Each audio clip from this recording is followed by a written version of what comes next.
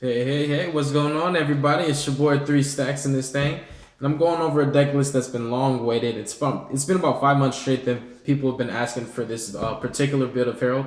It's the Herald of Perfection Ties build that's supposed to include the Gildagra and Christia thing, you know, the little roach combo, but I actually did not want to incorporate that. And I didn't want to do this deck list for the longest because it's already been done before, and that's my pride. But it doesn't matter. I try to do different things. Like I like fresh, new ideas because it makes Yu-Gi-Oh more fun. Like when you just stick to the same stuff, even if it's good and you like it, you'll get bored of it. So that's all. Like taking decks and just moving them around, basically just seeing what their potential is and with other stuff, and that way, whatever produces the best result. Thus, that will clarify this deck's basically niche is in this category. Because some decks, even if they seem complete, they might not be complete. There might be another deck who has a particular card or just engine that makes this deck just bam. You feel me? So that's kind of what I've done with the Herald deck. It's like 23, 24 different variations. So like 24 different times I've changed this build and then put a deck profile on it, etc. But yeah, like I said, didn't want to do it because it had already been done before, and I finally decided to do it because the person who had asked me, the first person who actually asked me, had emailed me, and he said, "Hey man, I know that you don't want to do it because it's already been done before." Well, not like those exact words. He actually had said, "Hey man, I know you don't want to do it. I've seen a bunch of builds on YouTube," and he said, "I want to see yours because I've seen all your Hair to Perfection builds and they inspire me.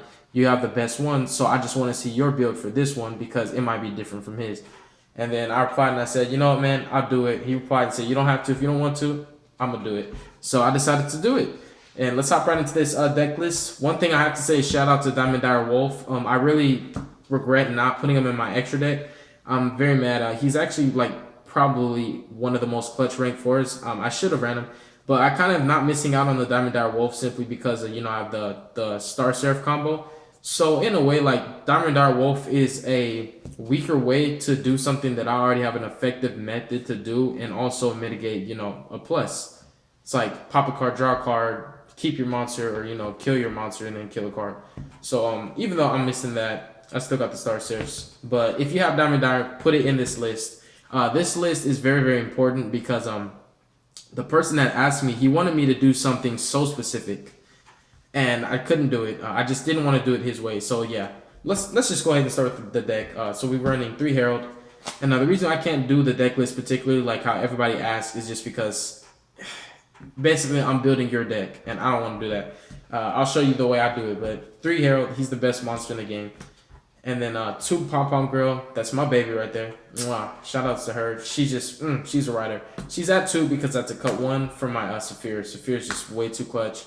I actually decided instead of running the Natasha, I miss Natasha. I put in Saphir. Natasha was breaking for me. Reason being is even if you have the one of the combo pieces for Natasha, you have to search 2 more cards, and then like all 3 combo pieces, you have to search them, and 2 of them are at 1, so 2 of them naturally have to be searched. You can't just draw into them.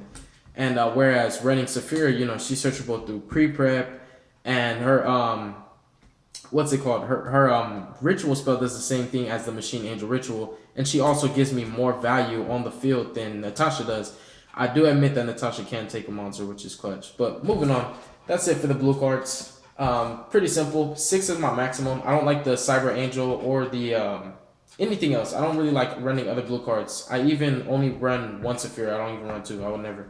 I just like 6 blue cards. That's the most I'll ever do. I don't like breaking. I really don't like breaking. I want this deck to be as consistent as I possibly can, and I've worked hard to get this deck to where it's at. So moving on, we're running 3 Staff and 3 of the Throne. This combo is crazy. You sack people with this, you really do. And this deck, its birthright is to resolve this combo no matter what. Doesn't matter what you say about it, can't do anything about it, it's gonna happen. It's really broken, and you just keep recycling it with Emerald. You can even resolve the combo if you only have 1 in your hand. It's clutch. And then moving on, 3 copies of my Handy Manny because it's just really, really good. He's similar to these guys, just basically lets you cycle through your deck, get your engine started, start looping, get your resources popping. Plus, Summon Herald, no Yu-Gi-Oh! GG, no Re. Moving on to the sacks.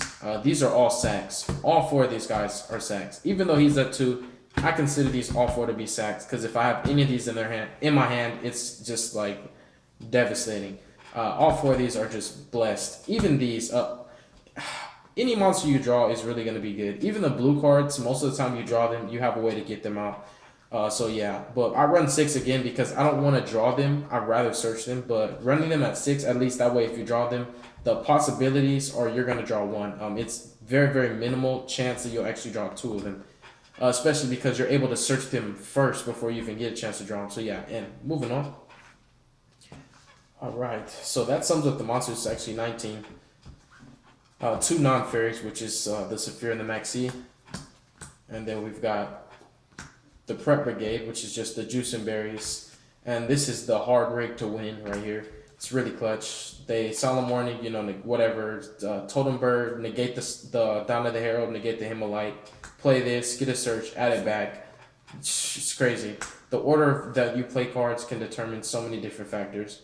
The same card can do so many different things at the time you play it and the order you play. Because if you play one card first, it could be good if you play one card before that or another card after that. So it's really good. So yeah, that's how I decided. At first, if you were like greedy, like, oh man, if like some people are greedy, as soon as they see a search card, they're like, oh, Rhoda, play it immediately. Like if you would have saw this and just played it immediately, you would have lost out on that chance. They warning your Herald, no Don, no Herald, and then they got you game. Moving on, these are all pluses. Even this guy can actually be a +2 at times. And all the blue cards, naturally, I consider them to be a plus because in Grave, they're fodder for fueling all of my plays. So blue cards are just very, very important in this deck. Extremely powerful as well.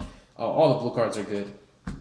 Really good. These are all just pluses. Insane. Recycle them. I chose to run 2 pot just for this list. Simply because when I had pot at 3, I knew myself, and I know every time I get pot, I'm so excited to play pot because this card, a lot of people say it's bad. It's just it's such an exciting card. It's such a euphoric feeling you get. It's the rush when you get that pot and just you oh man, play. You don't know if you're gonna get something good. You don't know if it's gonna be bad, but you gotta play the pot, man. You don't understand. Like once you get this in your hand, the power. So yeah, I just had to cut it down to 2. You can still recycle it with Ritual Sanctuary, so naturally if you need it, it's still there. And also playing it at 2, it helps to discipline myself so that way I don't go crazy and banish all my targets. Because I was doing that a lot. Like when I had it at 3 in my other list, I was always drawing it, so I was always playing it. And what I would do is just use my Ritual Sanctuary and put a bunch of spells, as many as I could, to summon any monster like Herald, Stick Chair, whatever. And then I'll use Daigusto Emerald, like normal summon a monster, you know, rank 4, boom, boom. Daigusto Emerald, put 3 monsters back, and then basically you potentially added like 8 or 9 cards back into your deck to resolve a whole nother pot. So that's how I was playing it before. Just being very greedy, and a lot of the times I would banish cards that I didn't need because I already had copies of them, and then it'll go into a grind game, and then it's like, for example, my Herald gets banished, like they'll Dinomisius, try to negate, Chain Strike, Herald's banished, and then I happen to have banished my other copy of Dawn of the Herald, and the other 2 have already been played. No more Herald for this game, for example. So that's how I was like, you know, I'm going to just cut it at 2. I recommend you guys play 3. It's just such a powerful card. It's really, really good. It's very skillful. It's basically decked in for a chance to draw 2 better cards. It's really good. But yeah, they're broken because you can just keep recycling them, keep playing them.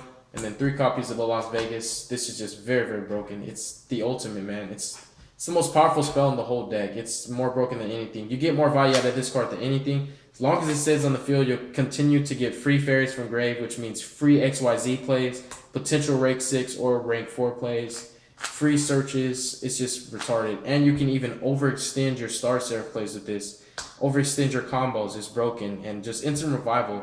If you open with your Ties of the Brethren combo, get Herald, bring out the barrier statue, and they actually happen to draw the light kaiju. And this happened before too, bro. When I say I was pissed off. This nigga really had the light kaiju. And I'm sitting here like, oh, if he got Sticky Strings, if he got Mad Flame, if he got Gamma Seal, which are really popular, I'm like, the only thing I have to worry about is either the Thunder King or the other guy, the machine dude. And he had the Thunder King. He kaiju'd my Herald. I was mad.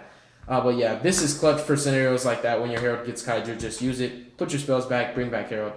So that's all I'm saying. You get a lot of value out of this. This could potentially win you games, and it does a lot for me. as long as it stays on the field. So that's why Herald is also broken, to protect your important cards, so that way you can just continue using them. And then along with that, we're running 2 copies of the Optimus Prime. 2 is enough for me. I didn't want to overdo it. It's a power play because this is basically let me tell you guys a little thing about this deck. Everything that you need is a 3 of that's searchable by a 3 of that also searchable by 3 of. Think of a deck that has 3 Shadow Mists that also are searchable through 3 E-Calls. And the 3 E-Calls have 3 cards that can search them, and those 3 cards are searched by another. You see what I'm saying? So there you have not just 1, 2, you have a bunch of different ways to get to the same stuff, so that way you just always draw it. And so basically, yeah, these 5 cards, well, 4, 5, these 9 cards are all just extra copies of these, of your main plays, of your ritual plays, which is, you know, Herald, Saphira. They even potentially become the Stick Chair or the Handy Manny, the Honest. These are actually extra copies of any light fairies, because these all become Benton, and we all know Benton searches for any light fairies. So think of your terraforming, this is Honest, it's Statue, it's Stick Chair. That's what these really are, even the pre-prep, because that's what they do. They search for the card that searches for the Stick Chair or any light fairy. So these are really broken. You don't even have to run as many monsters as I run, because you have so many ways to get to your monsters anyways.